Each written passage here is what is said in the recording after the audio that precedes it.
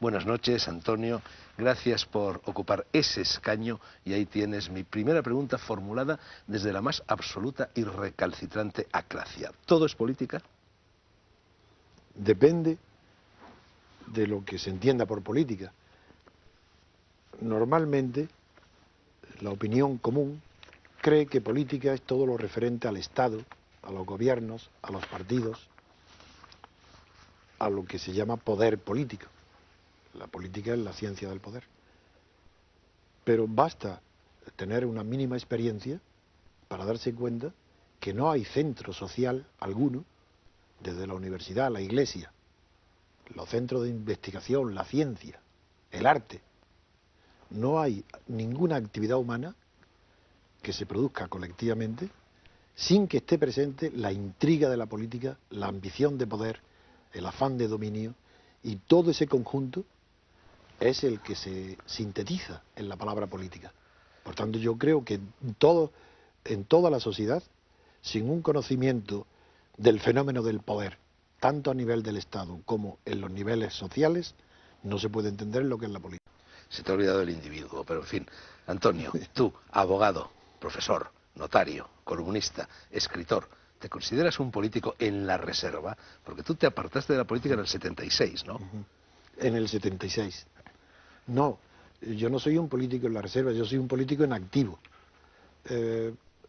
Lo que sucede es que también aquí hay que saber distinguir entre lo que es la acción política directa que persigue la conquista del poder, que es una actividad que normalmente está reservada a la clase política y que en periodos excepcionales, revolucionarios, también esa actividad la desarrolla un gran sector de la sociedad o una clase social.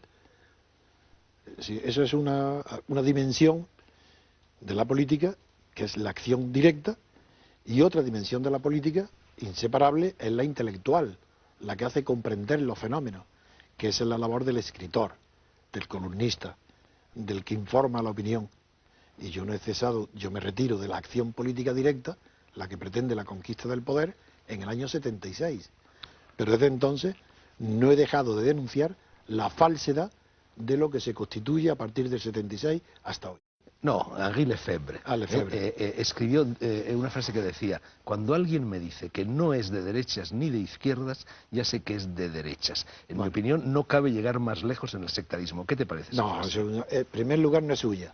Esa frase se puso de moda muchísimo antes que Lefebvre la pronunciara.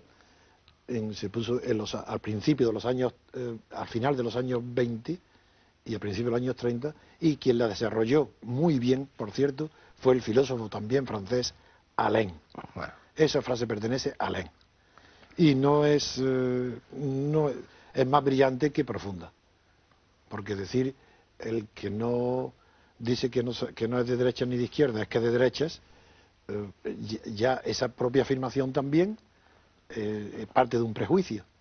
Y el prejuicio de que entre la derecha y la izquierda hay una división vergonzosa, y eso solamente se produce en ciertos periodos de la historia.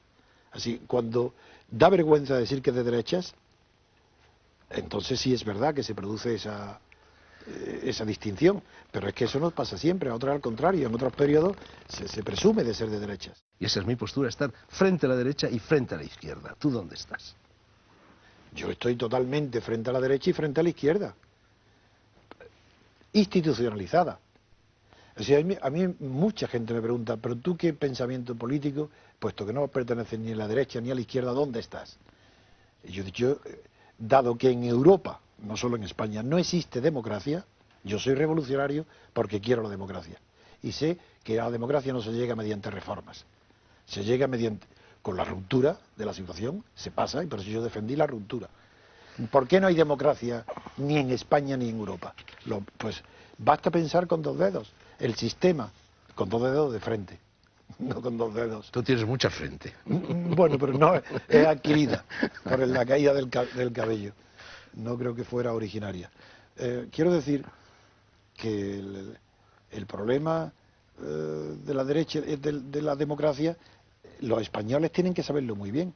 ¿Qué fue Franco? La esencia del régimen franquista, ¿en qué consiste? En que haya un poder que no tenga control. El que una persona, o un partido, o un grupo, no tenga control. ¿Y cómo lo consigue? Pues uniendo el gobierno con las cortes. El que está en el gobierno maneja las cortes, y los jueces, el órgano superior de los jueces también. Bueno, sobre eso te voy a preguntar ¿Qué hay enseguida. ahora? Pues digo, ¿qué hay ahora? Ahora está el partido mayoritario en el gobierno, tiene la mayoría de las cortes, y ese tiene la mayoría en el Consejo del Poder Judicial. No hay control del poder. ¿Cómo se le puede llamar democracia? Tú estás en lo que llamas la República Constitucional. Absolutamente. También de eso hablaremos enseguida, pero antes me gustaría preguntarte si te habría gustado estar subido a ese camión el 14 de abril de 1936. Es la proclamación de la República. Absolutamente seguro. ¿Habrías estado ahí? Habría estado ahí. ¿Mezclado con los obreros? Habría estado mezclado con los obreros, habría estado en la Revolución Francesa, habría estado en la Revolución Rusa, hubiera estado en todos los movimientos de liberación que han existido en el mundo. Por cierto, Antonio, sé de buena tinta la tuya que nunca vas a escribir tus memorias. ¿Por qué? Oye, ese es un tema, porque no soy escritor literario. Las memorias no tienen, en mi opinión, no tienen gran valor histórico porque generalmente son falsas. Es muy difícil que una persona, al escribir su memoria, aun de buena fe, pueda conservar fresca en su memoria los hechos que ha vivido. Porque lo que se conserva en la memoria es el recuerdo de las emociones que se han tenido, no de los hechos que produjeron esas emociones. Esos hechos se deforman y nosotros los adaptamos para ponerlos de acuerdo con las emociones que recordamos. Por eso la memoria es un género fantástico para los escritores literarios. Chateaubriand, pues la memoria de ultratumba es una maravilla, pero la historia no es eso. Yo como no me tengo por escritor literario, pues no debo de escribir una memoria. Bueno, pero tú en este libro te cuelas por la brecha de otro escritor francés, los caracteres de La Bruyère, que también era un autor literario, muy literario. Absolutamente, ¿no? Pero él, La Bruyère no son memorias. La Bruyère lo que hace es un ensayo de su época, nada menos. Desde Teofrasto, desde Aristóteles, un discípulo, no se había hecho una obra como la que hizo La Bruyère, que es retratar las pasiones de la época cortesana. Entonces, claro, él me inspiró para intentar que yo en este libro retratara las pasiones de la época actual, tanto en España como en Europa. Y es el fruto de esa reflexión en mi libro. En un libro que no he mencionado y que creo que es el que más aprecias tú entre los tuyos, Frente a la gran mentira, de 1996, decías literalmente: vivimos en una oligarquía de partidos y no en una democracia. Glosa la frase. Exactamente. Porque hoy el Estado pertenece a los partidos y los partidos pertenecen al Estado.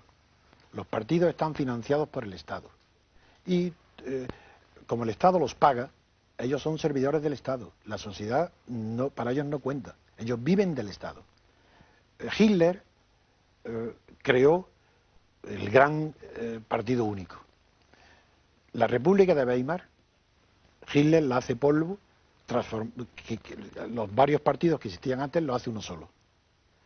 Y cuando cae Hitler, cuando cae Mussolini, y ahora cuando cae Franco, pero Franco en su cama, lo que sucede es que en lugar de un partido se ponen varios, pero no democráticamente, sino que ocupan el lugar de la falange o del movimiento, del partido nazi, en lugar de uno lo ocupan 2, 3, 4. Se reparten el Estado, se reparten el dinero, se reparten los cargos e inventan contra la democracia nada menos que el consenso.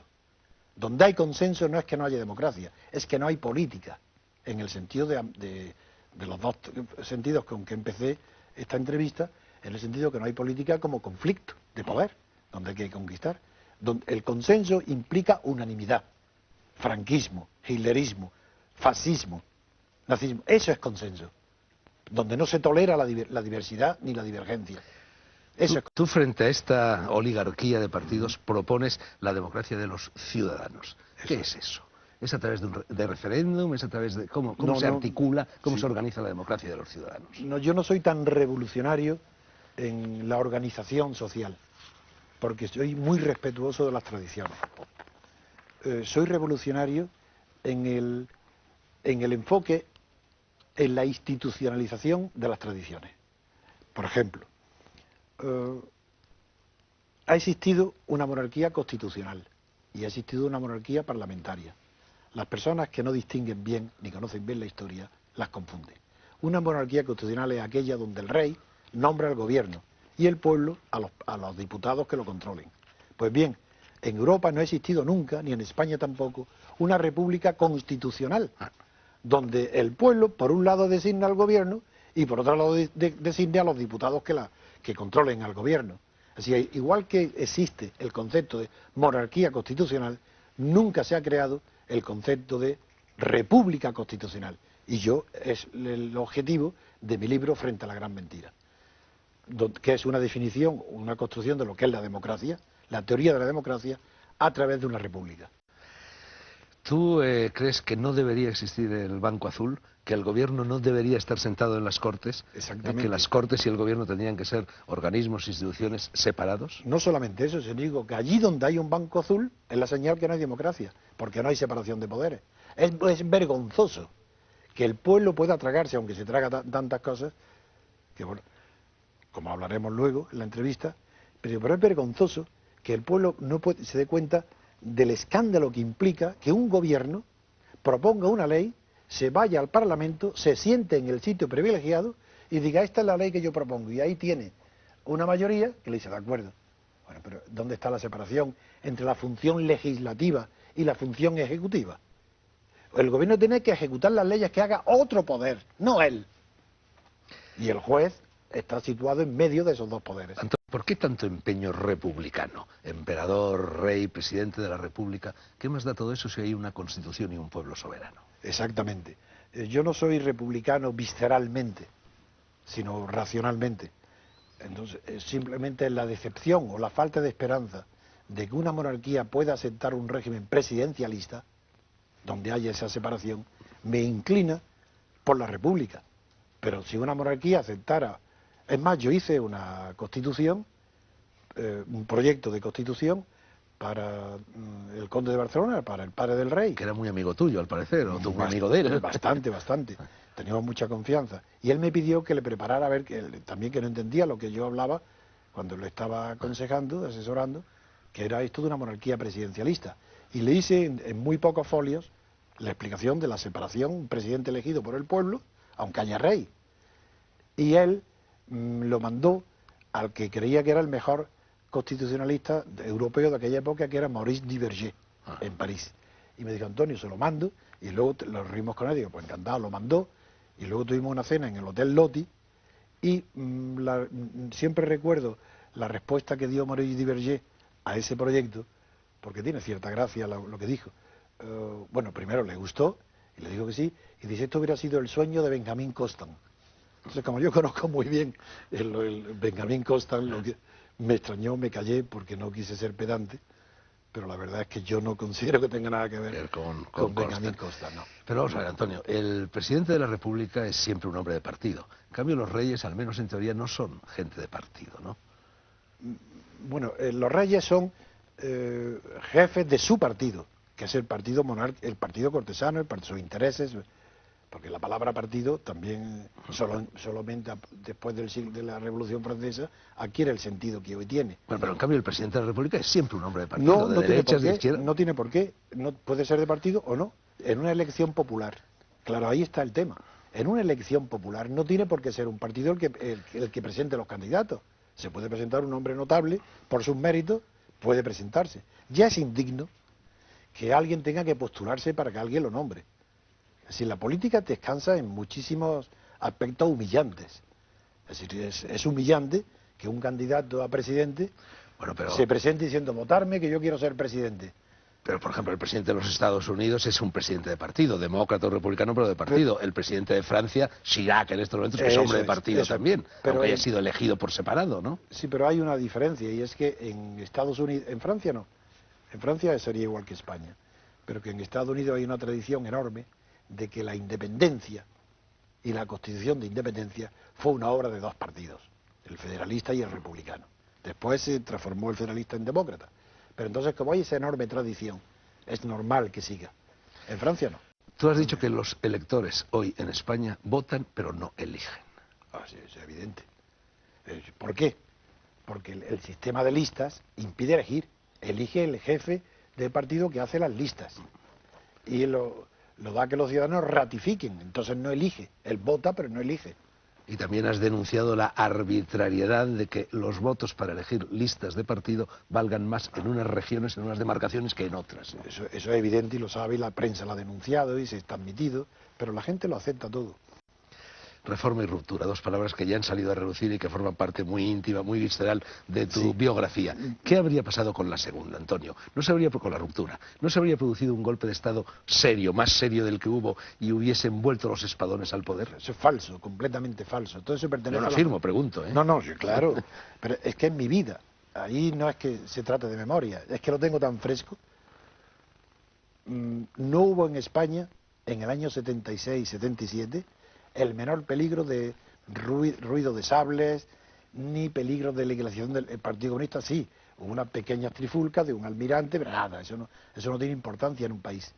No había peligro ninguno.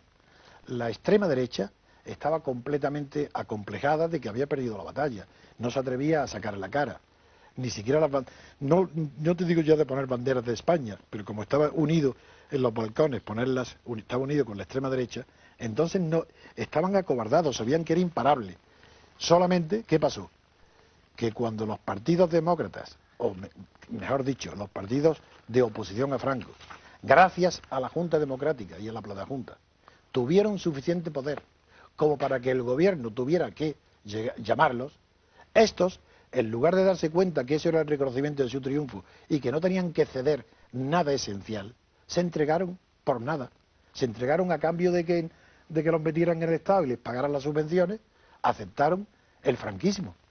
¿Por qué aceptaron el franquismo? Uno, porque continuaba el rey designado por Franco, el presidente Suárez, jefe de la Falange, los ministros, todos los ministros de Franco, y el pueblo español acepta, y todavía hoy, que sean esas personas, en la televisión y en la prensa, lo que nos digan lo que es la libertad y la democracia. Personas como Fraga y Iribarne, personas que durante 40 años han sido los enemigos radicales de la libertad, se ponen al frente de la manifestación y nos enseñan a nosotros que habíamos luchado por la libertad, nos enseñan lo que es la democracia y la libertad. Eso es lo que tenemos. Y como eso es vergonzoso, eso no puede ser sincero, eso es falso. Última cuestión antes de la publicidad. Tú has sido uno de los más firmes valedores de la unidad de España. Te voy a leer un párrafo que figura aquí en este libro, Pasiones de Servidumbre, que dice: quienes no reconocemos la existencia de un derecho a la autodeterminación, ni para las personas ni para los pueblos, no tenemos necesidad de caer en la gran hipocresía de condenar la violencia, el único medio de hacerlo valer, ni en la falsedad de acudir a la idea del autogobierno para basar en razones democráticas la causa de los movimientos separatistas. Eres una de las poquísimas personas, Antonio, a las que yo he oído manifestarse en público o manifestarse en negro sobre blanco, no reconociendo el derecho a la autodeterminación de los pueblos. Es que no existe. Y yo no conozco todavía a nadie, ni un libro, ni desde luego un intelectual, que en una discusión conmigo haya podido no quedar destruido todos los argumentos que da. El derecho de autodeterminación, eso no existe ni para las personas, eso fue un derecho que nació como derecho, se constituyó como derecho en la Internacional Socialista a final del siglo XIX, pensando en los países de Europa Central. Pero si nos situamos en la izquierda, Carlos Marx rechazó cualquier posibilidad de derecho de autodeterminación en la Europa Occidental y solamente admitió la posibilidad de que Irlanda fuera independiente, diciendo por motivos religiosos, exclusivamente religiosos. Lenin rechazó por completo. Así, la izquierda jamás ha apoyado los derechos de autodeterminación. Y luego, cuando viene la descolonización, hay que tener una teoría, y se coge la teoría de la autodeterminación, que es mentira, porque no hay ni un solo pueblo de África, ni de Asia, ni de Oceanía, que se haya autodeterminado. Todos los que tienen la independencia fueron heterodeterminados. Fue Estados Unidos, o la ONU, o la Europa. Hay otra fuerza externa que es la que da la libertad a otro pueblo. No hay autodeterminación, ni de hecho ni de derecho.